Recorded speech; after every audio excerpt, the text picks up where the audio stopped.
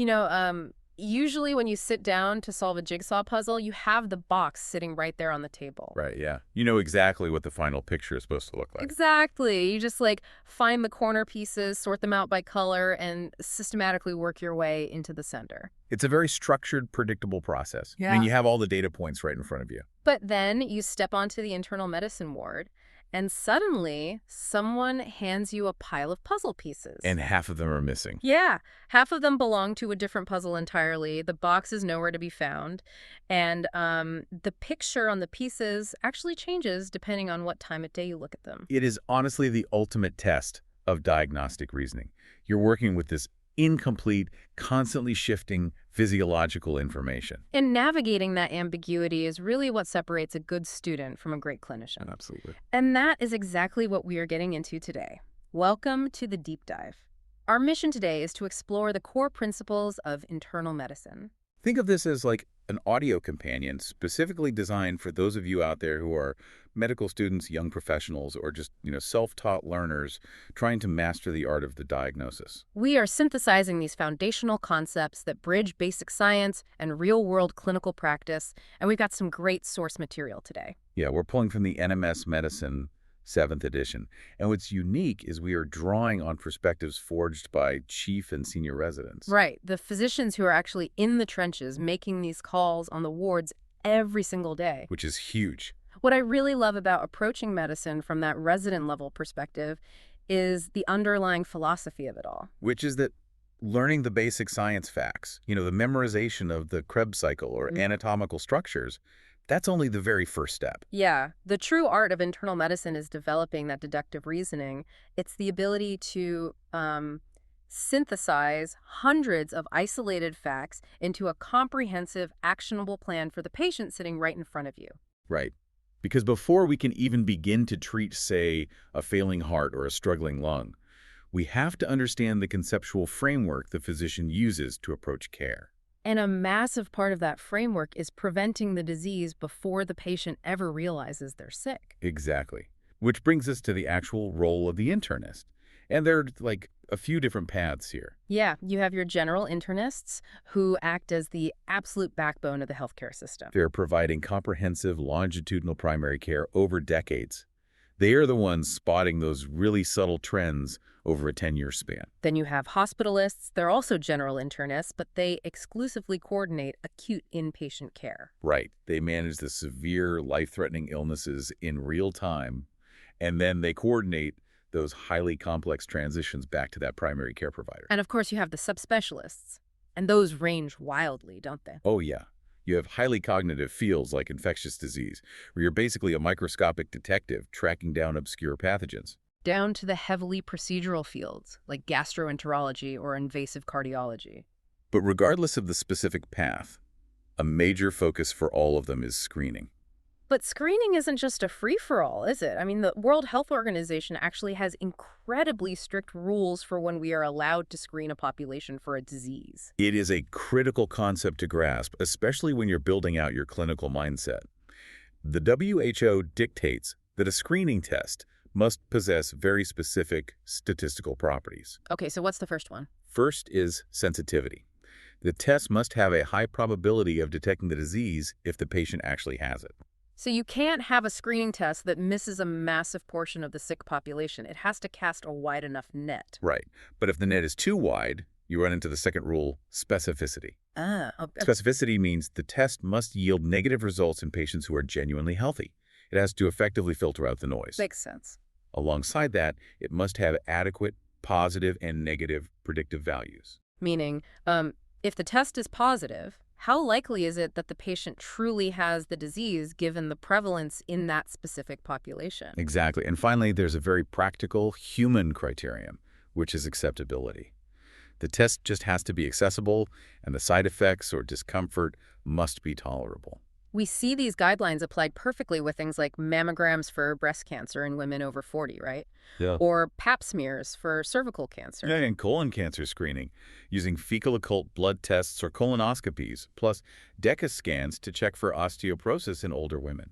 But let me step into the shoes of a worried patient for a second here. Please do. If catching a disease early is the ultimate goal, and I'm sitting in your clinic, why not just run every single test on me? I get that question all the time. Like, why aren't we checking everyone's thyroid levels every year?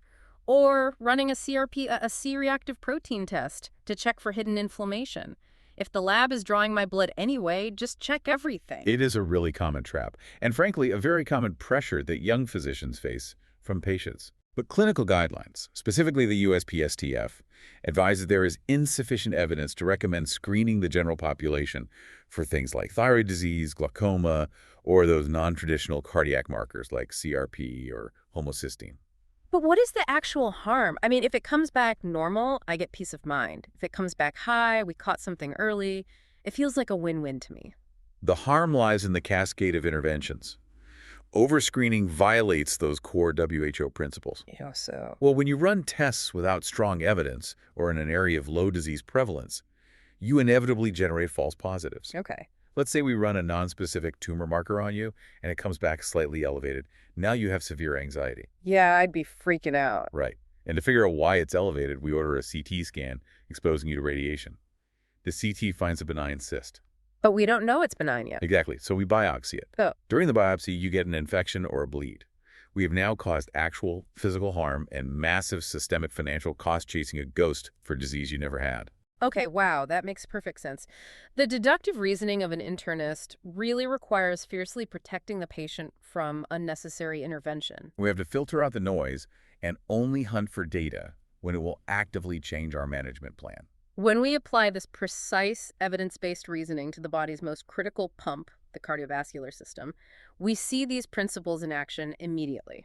Let's look at ischemic heart disease. This is fundamentally a mismatch between the oxygen the heart muscle needs to function and the oxygen it's actually receiving. And the first line of defense there is managing the plumbing, right? Preventing the atherosclerotic plaques from forming in the first place through lipid management. Yes, we're looking for a total cholesterol under 200 milligrams per deciliter. And for LDL, the bad cholesterol that actively deposits into the vessel walls, the target is under 130 for most people. But deductive reasoning dictates that we adjust our targets based on the patient's existing risk, right? Absolutely. If a patient already has known coronary artery disease, meaning they've already demonstrated the pathophysiological process of plaque formation, that LDL target drops aggressively to less than 100. We have to starve the plaque of its building blocks. Exactly. But when those plaques do build up and eventually rupture, we enter the highly dangerous territory of acute coronary syndrome, or ACS. Which is a spectrum of failure. It starts with unstable angina, where the heart is crying out for oxygen at rest, but the muscle hasn't sustained permanent cellular death yet. From there, the spectrum progresses to an STEMI, right? A non-ST segment elevation myocardial infarction. Correct. That's where there is partial occlusion and some cellular injury. And then the most severe end of the spectrum is the STEMI. STEMI standing for ST segment elevation myocardial infarction, a complete blockage, a true medical emergency where time is literally muscle. And we can track this exact progression of injury on an ECG. It provides a real-time electrical footprint of the heart attack. What are we looking for on the ECG? First, as the full-thickness muscle injury occurs, you see that classic ST segment elevation in the specific electrical leads looking at the damaged area. Okay. Then, as the acute injury phase passes and the tissue actually begins to die, those ST segments fall, and you see the appearance of dead Q waves. That's like the permanent electrical scar of dead tissue. Right. Yes. Exactly.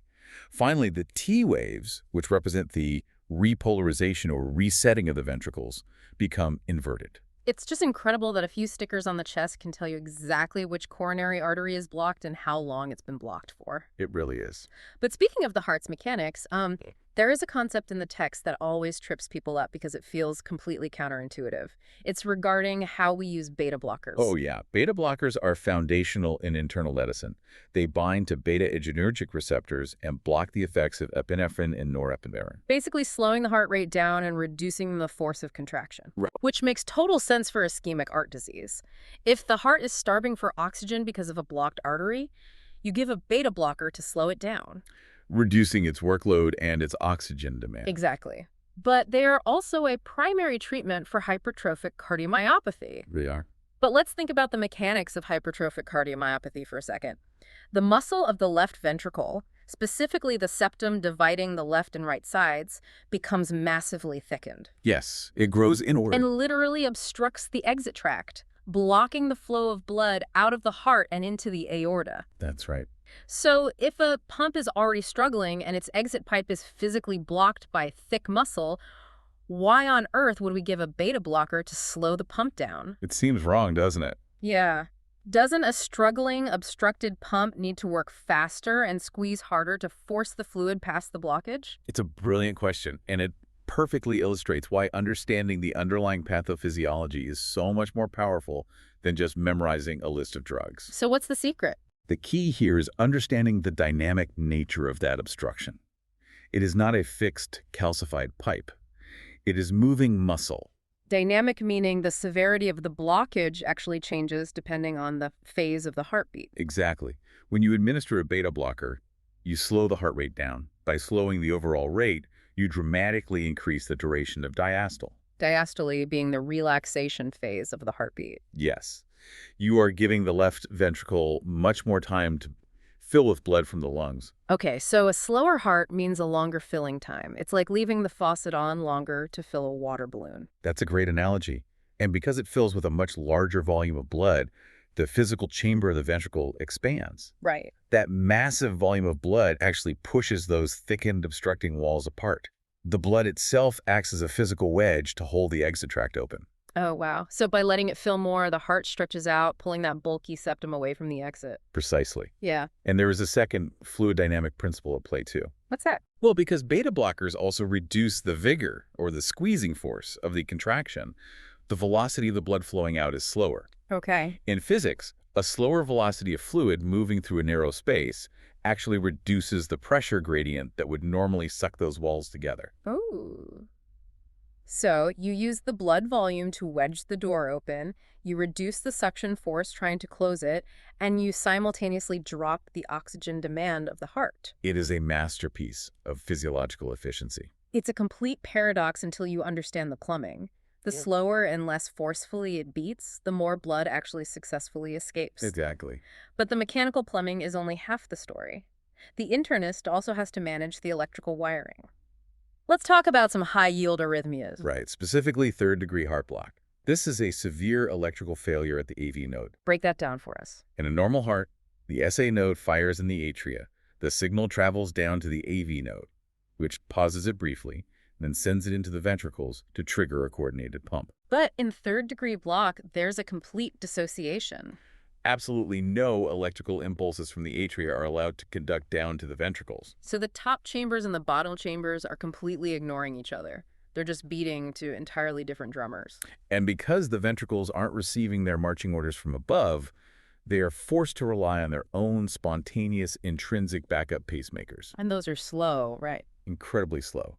Consequently, the patient presents with a severe, highly symptomatic bradycardia, usually hovering around 25 to 40 beats per minute. Yikes. We also see mechanical failures that originate from birth but manifest in adults, like ventricular septal defects or VSDs. Yes. This is essentially a hole in the wall between the left and right ventricles. And if the hole is large enough, specifically if the magnitude of the blood shunting through it is a 2-to-1 ratio or greater surgical correction is required. But the really striking, dangerous complication of a long-standing VSD is Eisenmenger syndrome. It's a fascinating, devastating demonstration of pressure dynamics. How does it start? Well, in a normal heart, the left side operates at a much higher pressure than the right side because it has to push blood to the entire body. Right, whereas the right side only pushes next door to the lungs. Exactly. So if there's a hole between them, blood naturally gets pushed from the high-pressure left side over to the lower-pressure right side. It's a left-to-right shunt. Yes. Yeah.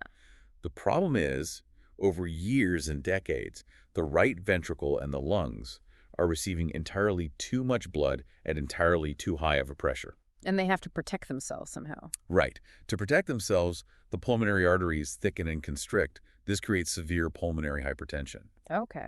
Eventually, the pressure in the lungs and the right side of the heart becomes so incredibly high that it surpasses the pressure on the left side. And physics takes over, the flow reverses. Yes, the shunt becomes right to left. Now, unoxygenated blood from the right ventricle is bypassing the lungs completely shooting through the hole into the left ventricle and being pumped out to the body. And the clinical presentation for these patients is just wild. They develop severe cyanosis, their skin turning blue because of the unoxygenated blood. Yeah.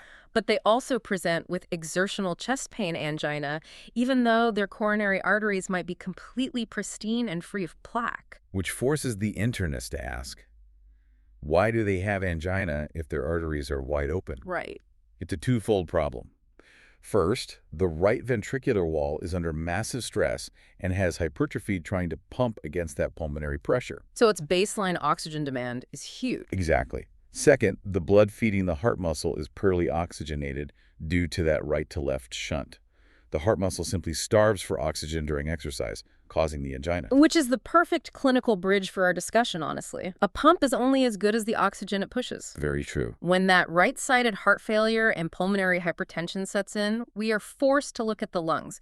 So let's explore pulmonary diagnostics. The internist approaches pulmonary disease by distinguishing between obstructive conditions, where air gets trapped inside the lungs and can't get out, and restrictive or inflammatory conditions, where the lungs can't expand in the first place. Under the obstructive category, we have emphysema, where the air sacs, the alveoli, lose their elasticity and become floppy, trapping dead air. But there are different geographical types of emphysema. The most common type encountered in clinical practice is centriacinar, or central lobular emphysema. And that's heavily associated with long-term smokers, right? Yes, and interestingly, it destroys the upper lung zones first. Okay, what about asthma? That's another major obstructive disease. With asthma, we're dealing with hyperreactive airways driven by inflammation.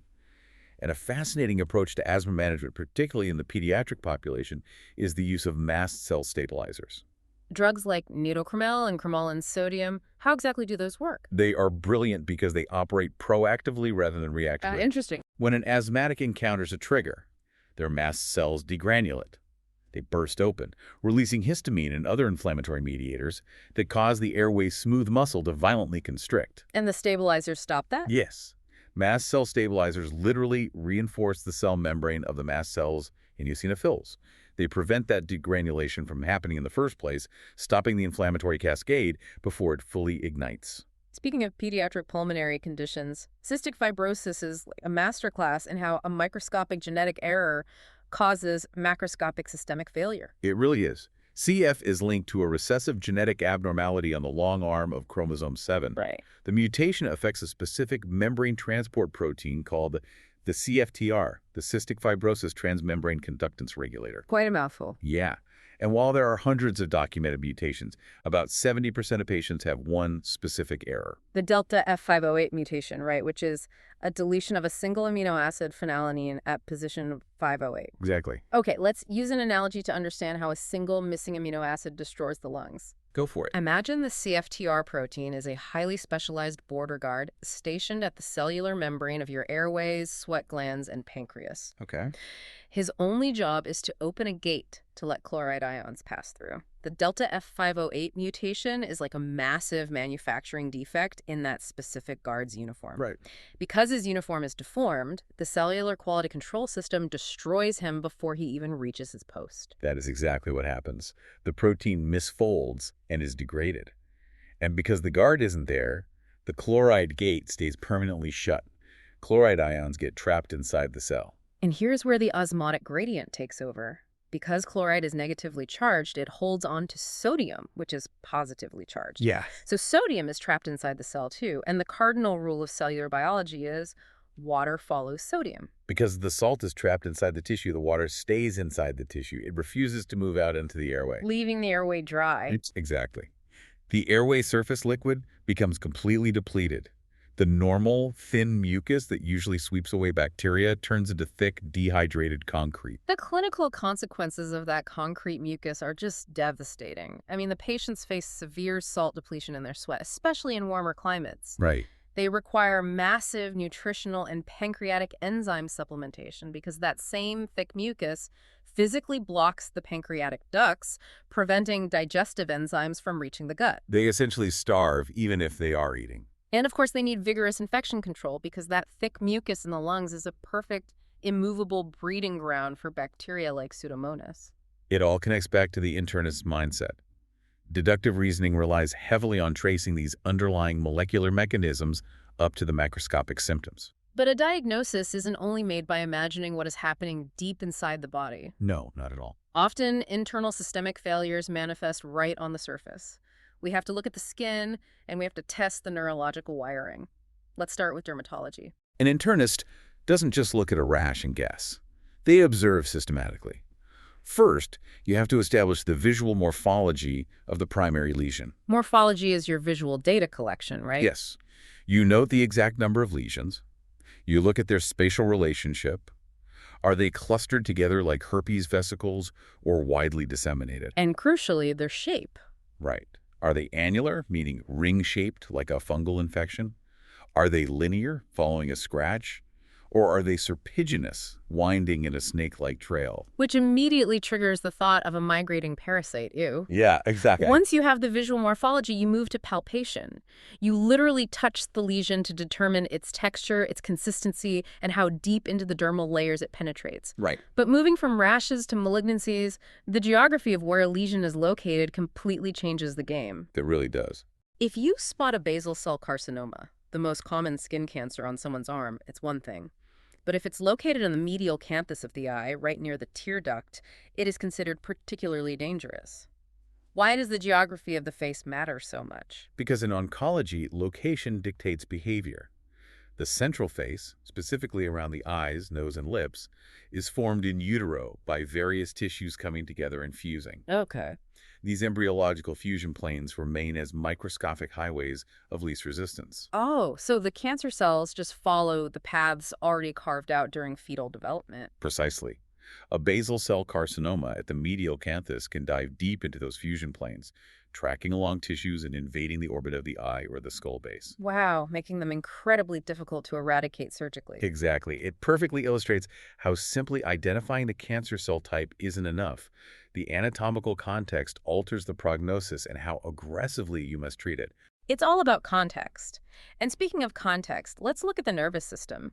Evaluating a patient who has lost consciousness is one of the most high-stakes scenarios an internist faces. It's terrifying, yeah. We have to draw a very sharp, crucial line between syncope and coma. The mechanisms are entirely different. It is a critical distinction. Syncope is a transient, self-limiting loss of consciousness. It happens because of a temporary global drop in blood flow to the brain global hypoperfusion. So the brain realizes it isn't getting enough oxygen, essentially hits the emergency shutoff switch to preserve itself. The patient loses postural muscle tone and goes limp, falling to the floor. Right. And once they are horizontal, gravity isn't fighting the heart anymore, blood flow returns to the brain and they wake up. Exactly. It resolves quickly. A coma, however, is a sustained state of unresponsiveness. Because of what? It implies profound dysfunction of either the bilateral cerebral hemispheres or the reticular activating system in the brainstem. And because a comatose patient cannot speak to you, a complete and rapid assessment of the situation around them is your only lifeline. You must obtain an immediate history from bystanders, paramedics, or family. You need to know the exact onset time. Was it sudden or gradual? You need their pre-existing medical conditions and any potential drug or toxin exposure. Because the window to reverse the underlying cause, whether it's an overdose, a massive stroke, or severe hypoglycemia, is often closing incredibly fast. Sure. Your deductive reasoning has to operate at top speed with minimal initial data. Okay, we have covered a massive amount of physiological real estate today. We started with the internist's core mission, clinical deduction and strict evidence-based screening protecting patients from the cascade of unnecessary tests. Yeah. We explored the fluid dynamics of the heart, where a beta blocker paradoxically helps the thick, obstructed ventricle pump more blood by slowing it down and letting it fill. We trace the pressure shifts of Eisenmenger syndrome and the devastating osmotic cascade of a single missing amino acid in cystic fibrosis. And we examined how the surface morphology of the skin and the mechanisms of unconsciousness provide vital diagnostic clues. It is a dense framework, but as we said at the beginning, it all rests on understanding the why behind the symptoms rather than just memorizing the what. And as promised for our medical learners out there, it is time for our rapid-fire review exercise to reinforce the concepts we just built. Expert, give us the scenario. All right, here is your clinical scenario. Listen carefully to the parameters. Okay, I'm ready. If a patient presents to the emergency department with a severe symptomatic bradycardia of exactly 30 beats per minute, and you look at their ECG and see absolute no electrical impulses being conducted from the atria down to the ventricles, they are totally dissociated. What is the specific diagnosis? Right. And the second part of the question, what precise mechanism is driving that ventricular rate of 30? Okay, let me reason through this out loud for everyone listening. The key piece of data here is the complete dissociation. The SA node in the atria is firing, but the signal is hitting a brick wall at the AV node. Nothing is getting through. So the diagnosis has to be a third degree or complete heart block Spot on. for the second part. Well, if the ventricles aren't getting the signal to beat, but the patient still has a pulse of 30, something else must be generating the electrical spark. What would that be? It has to be the heart's intrinsic backup pacemakers located down in the ventricles themselves spontaneously depolarizing. And because they are just backup generators, they can only manage about 30 beats per minute. That is absolutely correct. Complete heart block driven by spontaneous ventricular escape rhythms. Exceptional deductive reason. Excellent.